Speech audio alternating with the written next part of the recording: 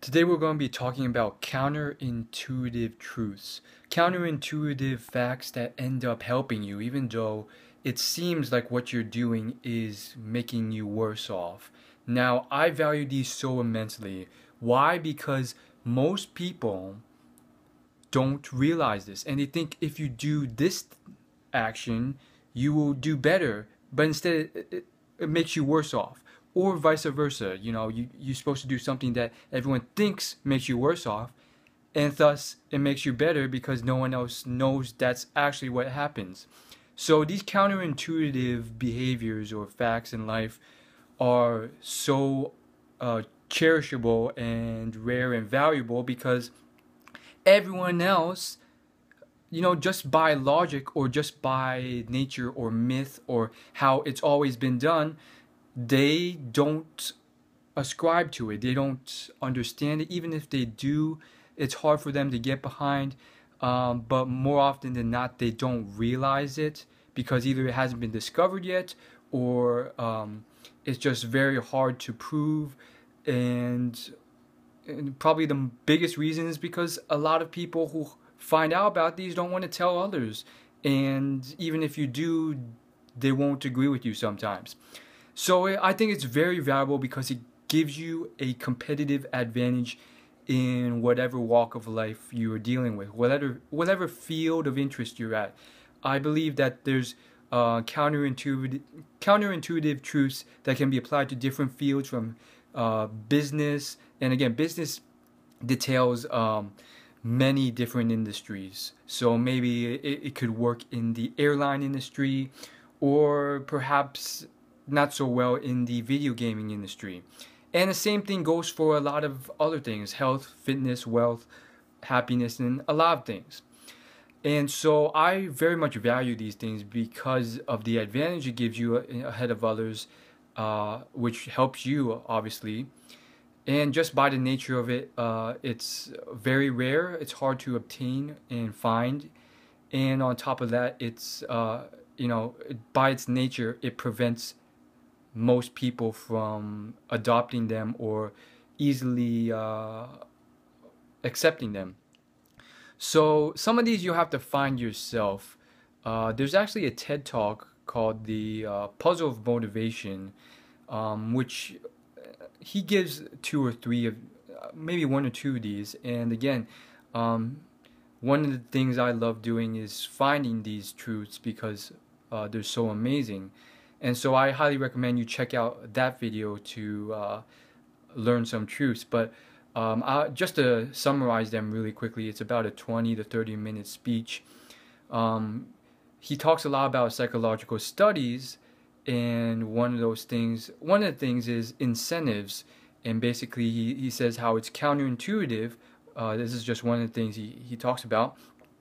But if you give complicated tasks or procedures that involve imagination or creativity, and almost require them for you to produce a excellent or superb end product, adding incentives, which is one of those big things that first off most people don't realize. First off, incentives. But once you realize that incentives are very helpful, and if you don't know what incentives are, that's basically like increasing someone's pay, increasing someone's salary, or something as simple as a carrot on a stick, or bananas for a monkey.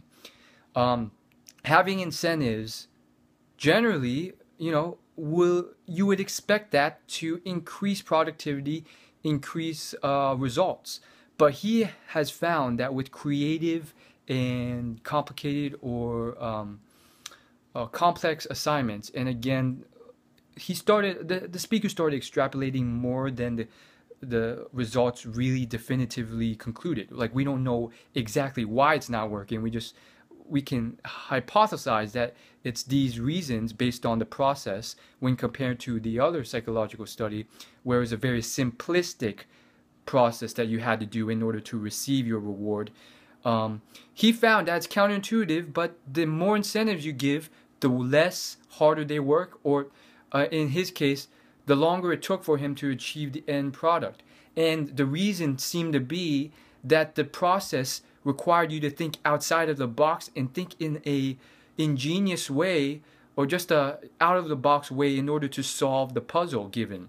So for simplistic task, it was shown through the studies that with incentives, if it's a very simplistic manual labor task, like put this box over there, more incentives like candy, money, cash, drugs, whatever, will definitely increase productivity, speed, and everything else. But in the other case, when you have to think outside of the box with companies like Google or Apple, where there's a lot of research and development and you have to think, it doesn't work as well.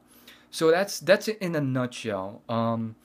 And obviously there's other stuff to the picture as well. So that's just one of the counterintuitive truths out there, and there's many, and some are rare, and there's a lot. Actually, if you want to learn some more, you can search up Robert Cialdini on YouTube, and he does a few small talks and lectures on similar truths. One of them being on all the little psychological biases that he has discovered through his studies that he published in a book, but he has shown time and time again businesses, and again, you'd like to use businesses a lot as examples, but it goes beyond that. Businesses don't adopt these. Why? Because I guess a lot of people are lazy. They don't stumble across these studies. They don't utilize them. They don't read books because they're already making a lot of money, or just because of the fact there's millions of books out there, they can't find them. But he's found that, he gives the example of how just applying one of his hundreds of principles. I don't know about hundreds. I think it was just like a few dozen. But anyways,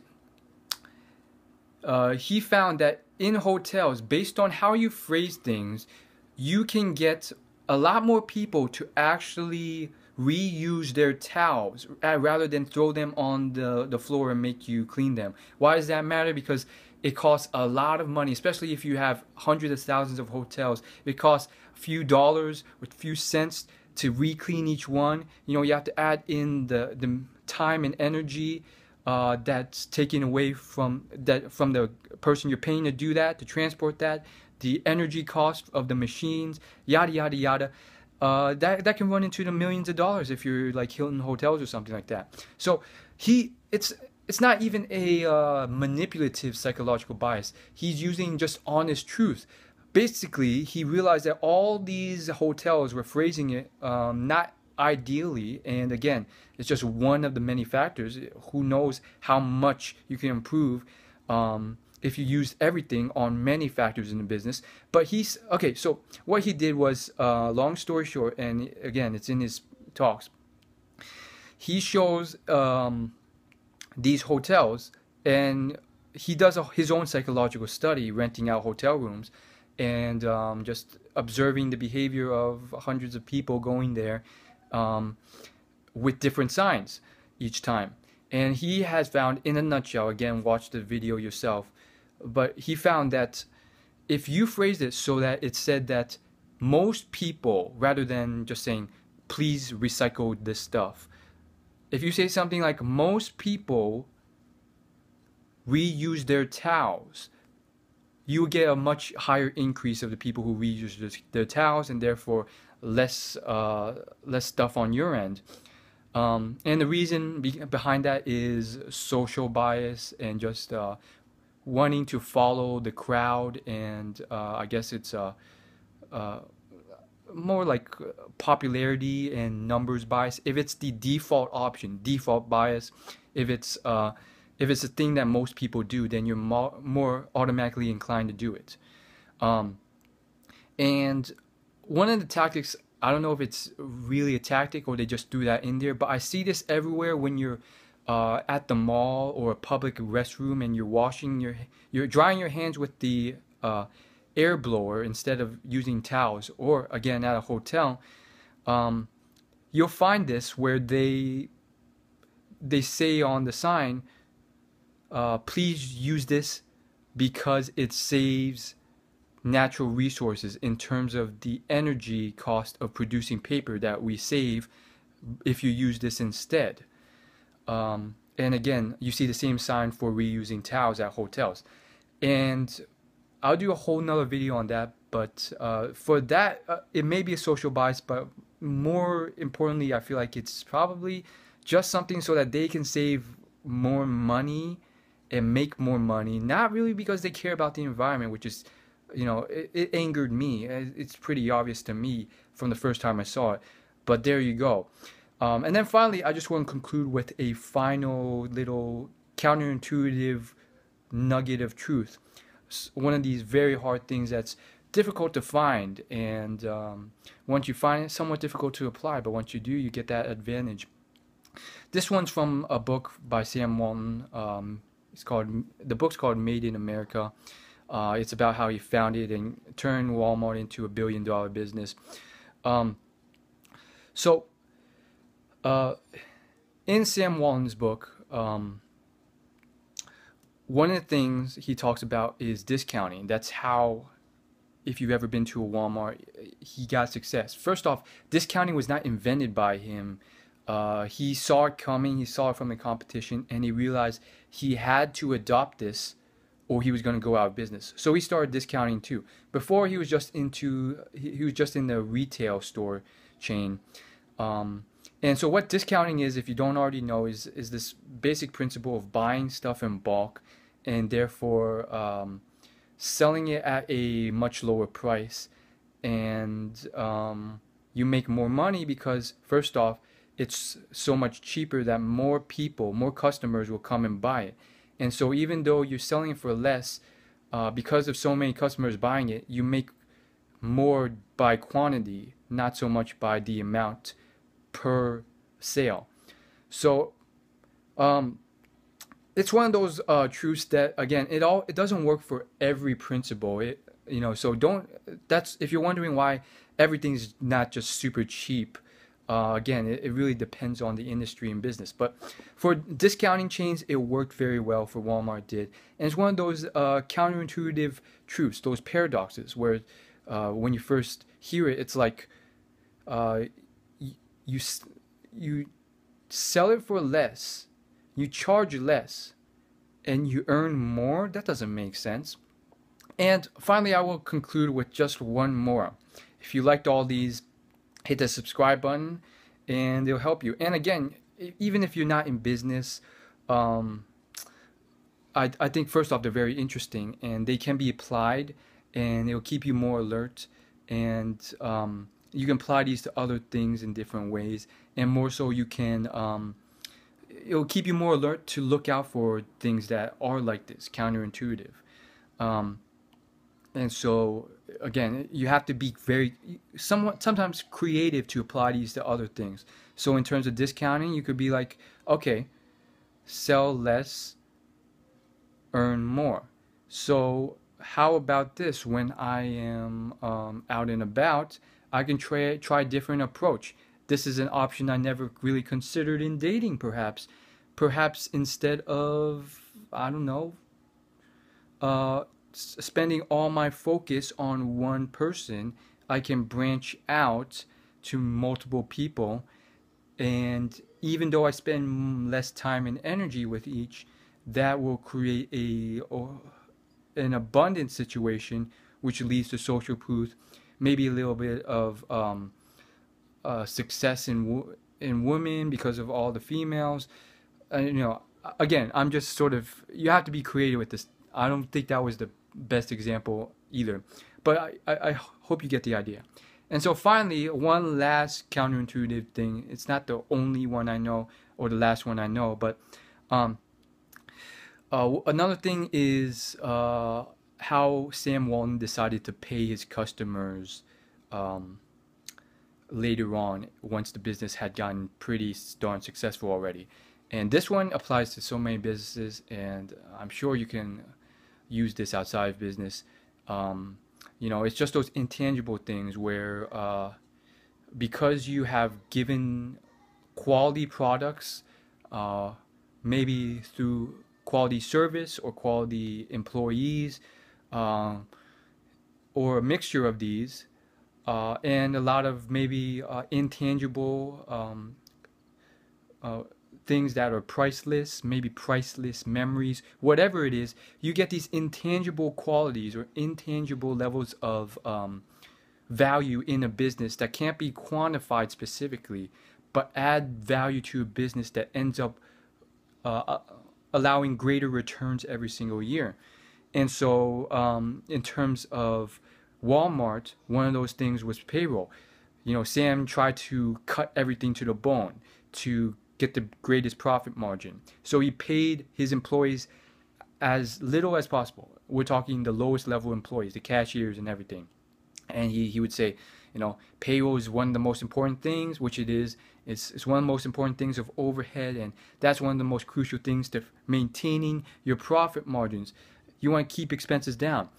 But what you end up discovering is that what he ended up discovering, again, the only reason he ended up adopting this, not the only, but one of the hugest factors, is his wife. I don't think he would have been able to do this if his wife had not pushed for it. Actually, I don't know if it was completely his wife. I think it was his wife and one of his other managers. But yes, so long story short, he ended up taking care of his employees more, paying more, and giving them stock options. And basically, these stock options ended up, he would give them like a certain portion of stocks based on their pay. And the thing is, because of Walmart as a business growing, a lot of these employees ended up making, having hundreds of thousands of dollars in stock because they kept it and it grew over time to these tremendous amounts. And so it wasn't just that, he took care of his employees more and so forth. And ultimately, it ended up flowing all the way down and creating a better atmosphere, better employees, which ended up doing what he wanted at the end of the day, which was service the customers more. And that service of the customers just went back to more profits for the business, and it all just flows back together. So priorities, as Jack Ma, CEO of Alibaba, says, he says, number one is priority one is customers, priority two is employees, and priority three is investors.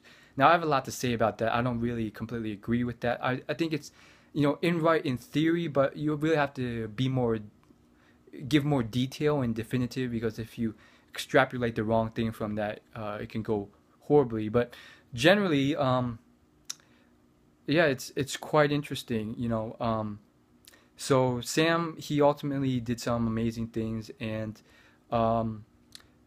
ultimately it all ended up helping him. So it's one of those things like, spend more money for my employees. Well, then we're gonna make much less money as a business. Our profit margins aren't going to be as big.